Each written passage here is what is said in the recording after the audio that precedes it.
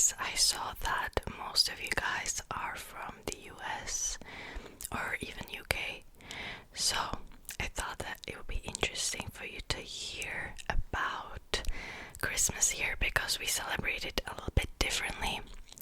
I'm from Czech Republic, by the way. I should mention this because Christmas in all around Europe varies from country to country. And we celebrate it on 24th of December. The whole thing.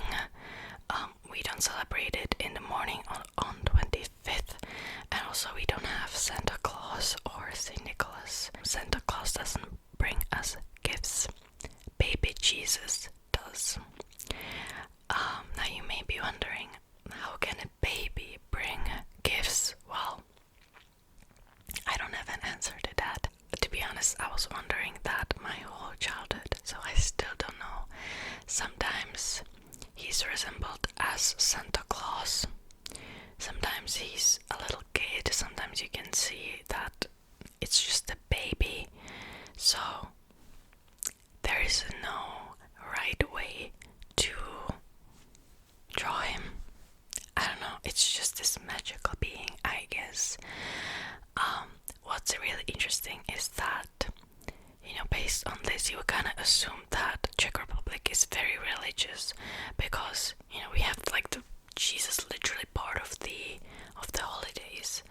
But Czech Republic is actually very atheist. Generally speaking, most people don't believe in God and in Jesus. So there's that.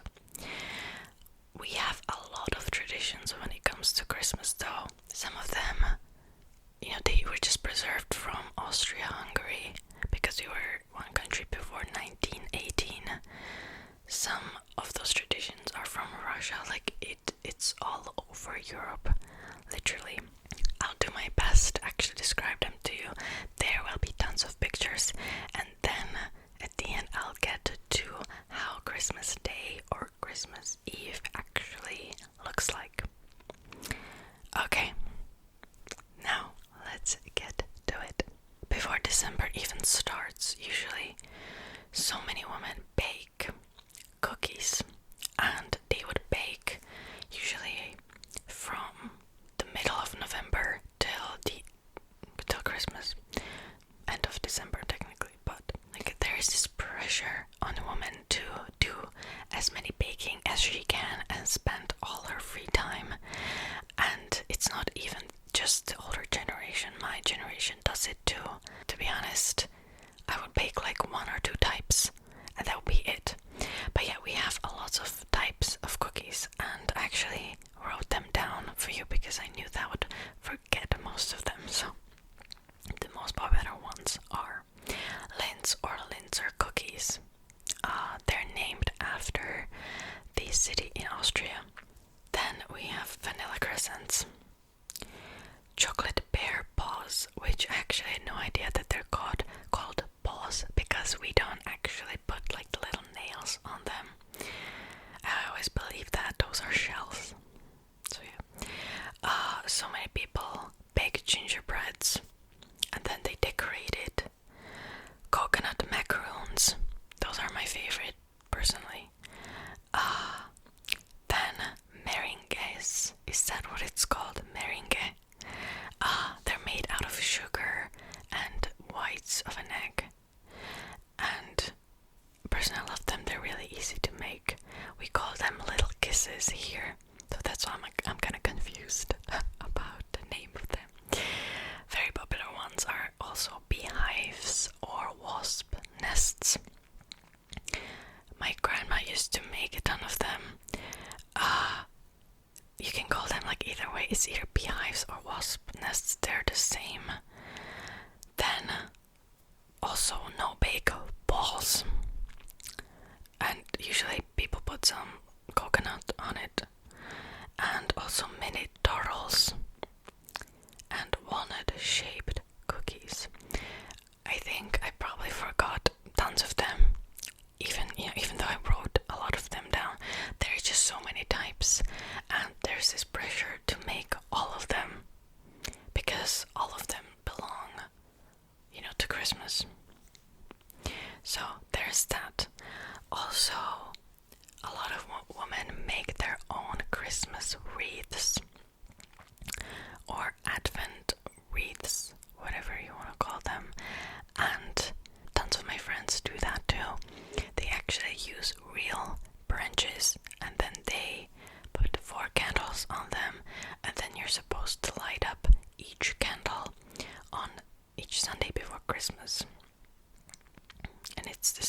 nice tradition. To be honest, I made one as a kid, and I didn't use like real branches, I just used fake branches, and I was like, okay, that's enough. I'm never doing this again. So yeah. Okay, now let's get on to actually December. So on December 5th, it's called Saint Nicholas Day or Saint Mikuláš Day. We call it Mikuláš, and it's a tradition where Saint Nicholas, I'm gonna call him Nicholas for the sake of this video. Should I say Mikuláš? Okay, Saint Mikuláš. Saint Mikuláš goes and either punishes bad kids or rewards good kids. Usually he's accompanied by an angel and a devil. So angel is the one who gives good kids treats, and the devil is the one that punishes them for misbehaving. I actually have a bag with the Saint Mikuláš and the angel and the devil, and as you can see, the Saint Mikuláš has some like treats inside the bag, and then the devil is just, what is he doing? Trying to steal the treats, I think. So yeah, usually parents would say to the Saint Mikuláš who was bad, who was good. My parents didn't really do this tradition, to be honest, because they believe that it's a little barbaric, because sometimes the devils would try to like put the kids into a big bag and like take them to hell, or like they would pretend that they're taking them outside, and then the kids were traumatized. It all depends on the like the Saint Mikuláš and those people who are acting as them. I should mention, usually in like small towns, even in bigger cities, I believe this is more of a small town tradition though. Some people volunteer to do these characters, and sometimes it's even teenagers. My friends did that too when they were younger, and then they go around and and do all that. Also, there's a tradition in schools that usually the oldest class does this too, or it could be like the second oldest. I don't remember exactly, but usually this happens at primary and or like elementary schools and in middle school. So usually like the oldest class of middle school does this, and they go around, and then the teachers always say who was bad, and then they punish him. I did this too when I was in high school, actually, because my high school was a little bit different. Usually here in Czech Republic, primary school and middle school is put together, but my school was middle school and high school put together. So that obviously they didn't want the middle school kids to miss out on these traditions, so the high school kids did this. I was an angel actually, and it was super fun. I don't remember much from it because it was years ago, but yeah, we just went around different classes, and most of the kids I remember in my class, they were devils. So I think I was only like I think there were only 3 angels in total who actually gave out the treats to everybody, and then most people were just devils. So there's that very popular tradition. I remember when I was in elementary school, because I was in a different school, I left my school when I went to middle school. The older kids did this, and some kids were so terrified, like they were crying. They had panic attacks. It was a little traumatizing for them, because obviously those little kids believe that the characters are real, and if they were bad, they will actually take them to hell. And some of these kids were not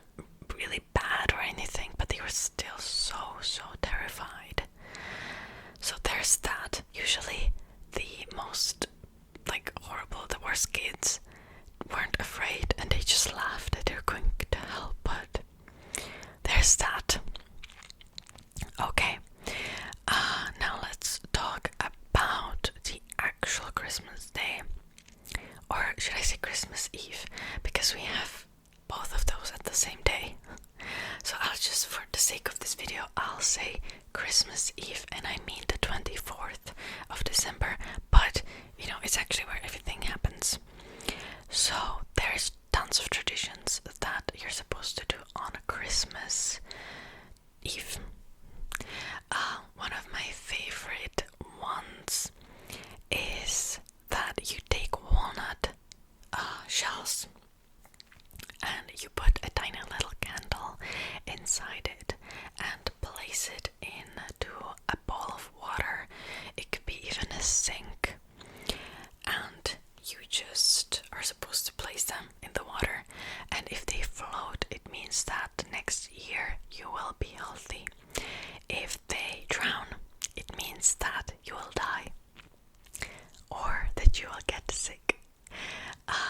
You cannot really take these too seriously.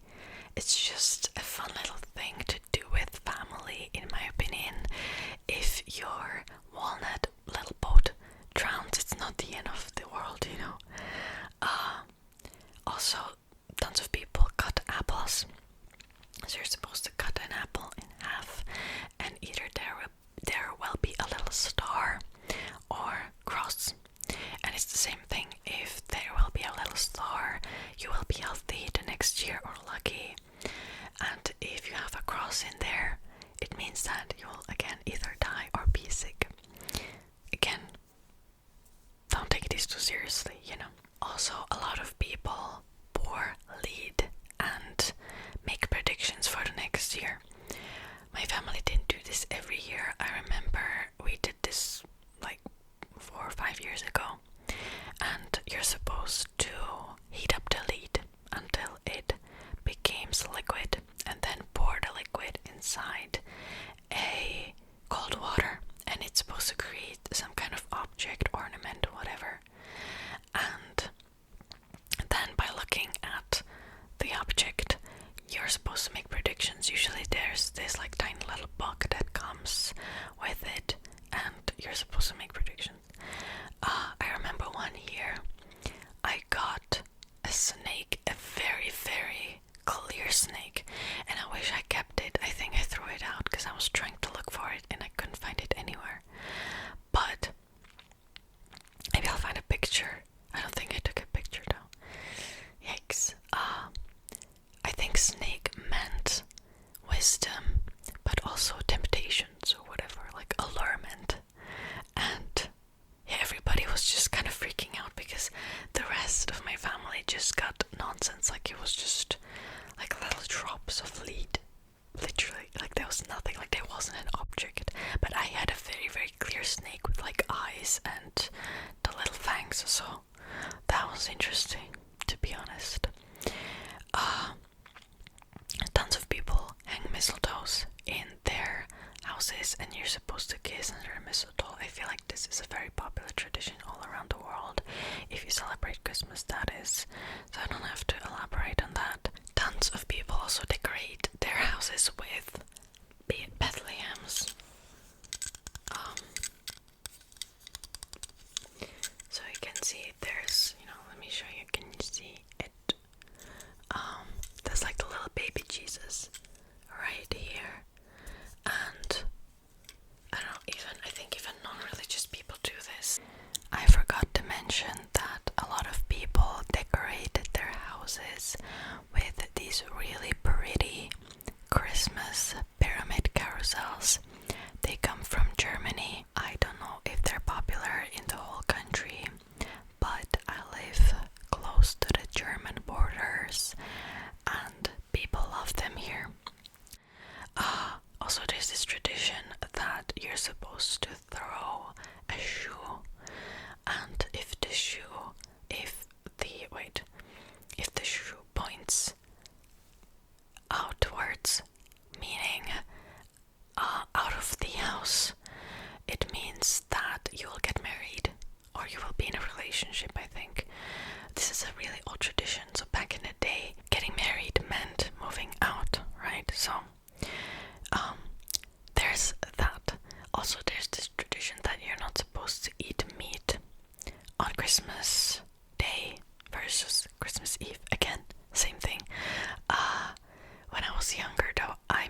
misunderstood it, and I believe that you're not supposed to eat at all.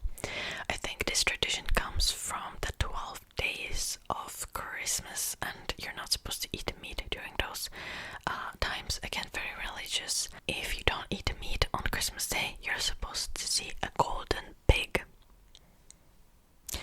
When I was a kid, I believed that because I believe that you're not supposed to eat at all, right? Which was wrong, but I believe that you'll be so hungry that you'll start like hallucinating and seeing things, and that's how you see the golden pig. I was a bit of a smartass, you know. So there's that. Now let's get on with the actual Christmas dinner. So before you receive gifts, you're supposed to eat dinner.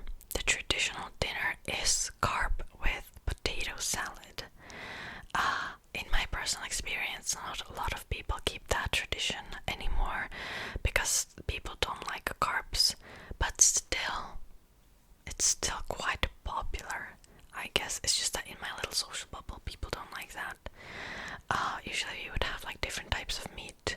It could be like a chicken schnitzel or just like a mixture of meat. Yeah. People who do that, they actually go out and they buy a live carp and they keep it in their bathtubs, and then you're supposed to kill it and eat it. No, not for me.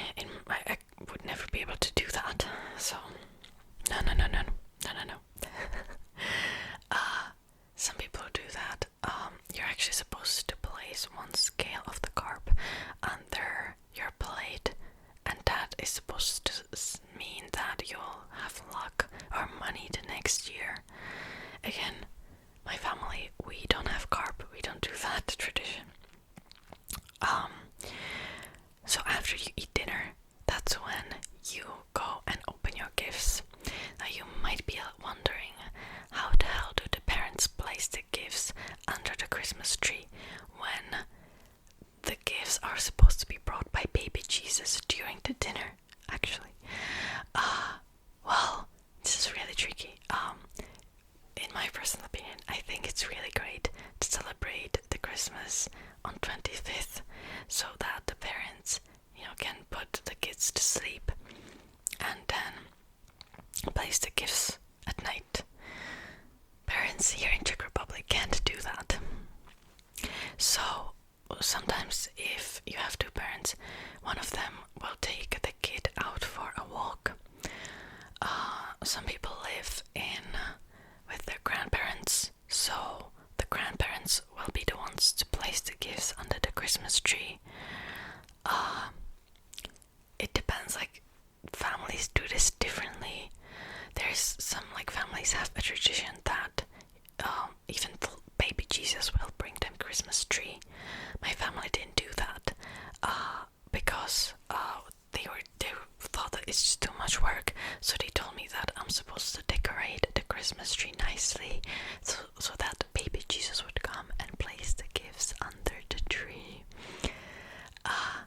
Also, my family did, when I was young, they did it the way that I was in my room and then they used like a timer on the electricity of like the Christmas lights.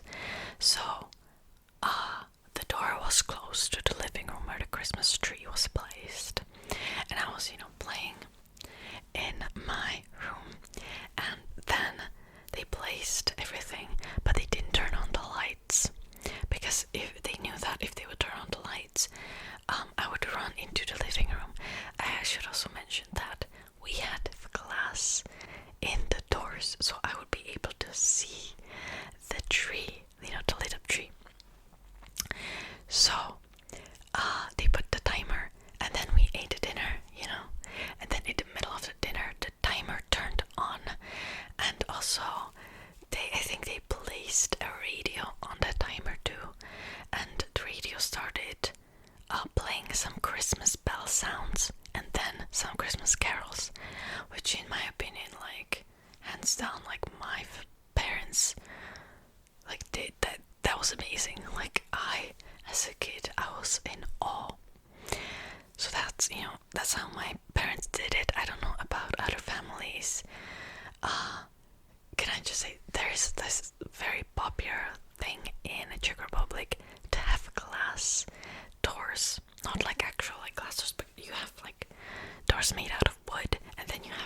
has windows inside it, which makes it just so much harder for the parents to do this because the kids can see everything inside it, right? So there's that. So after the gift giving, gift receiving, all that, there's this huge tradition to watch fairy tales on TV. The fairy tales are always at 7 p.m. and every year there is a new fairy tale made by some directors. If Czechs are good at anything, it would be making fairy tales. The fairy tales could be about anything, really. I remember, like last year, was it? There was a fairy tale about, the devils.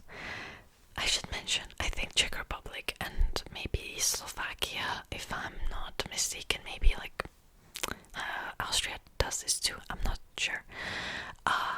We have devils as part of our folklore and folklore tales, and hell is not really seen as a bad place because that's where sinful souls, can I say that, are, and that's where like they take care of really bad people. Last year there was a fairy tale about useless devils who were punished to go on Earth, and they were supposed to like do their job well, and then they could return back to hell. Sometimes we also have like the typical dragon and princess, like, the princess gets abducted and somebody has to save her, and otherwise she would be eaten by the dragon. There's this very, very popular film too, where it was, for example, an angel banished from heaven, and he was supposed to do good deeds on Earth, and then he could go back. So stuff like that. We have a lot of religious themes as part of our folklore. So it's either that or like the typical kingdom stuff. Sometimes it's about like two princes who hate each other and they fight, or it could be about like some brothers with visiting some fairy lands, stuff like that, like very, very magical usually. There's this very, very popular film that also is related to Christmas, and I don't know the name in English because it is a Russian film. If you're from Czech Republic, you know exactly what I'm talking about. This film is always played during holidays, not on Christmas Day, usually like a few days after. And it's about like a very, very pretty girl and a handsome guy who is a bit vain, and then he gets turned into a bear, and then they meet each other, and then there's like tons of adventures. This film, even though it's a Russian film, it wasn't popular in Russia at all, but here in Czech Republic, I think it's because it was really, really well dubbed. People love it. It's an old film, and it gets, I don't, even when I was younger, it was on TV, so it's like, it's a part of the culture literally at this point. So there's that too, and I think I went over everything, to be honest. So Merry Christmas, everybody. If you're still here, Merry Christmas and Happy New Year. Should I say that? Even though you're gonna see me before New Year's Eve anyway. This New Year's Eve I have a very special video planned, so you can look forward to that. It will be a Whisper Ramble, but a very, very special edition. So be there or be square. And yeah, I think that's it for this video. Thank you so much for watching. Merry Christmas, everybody, and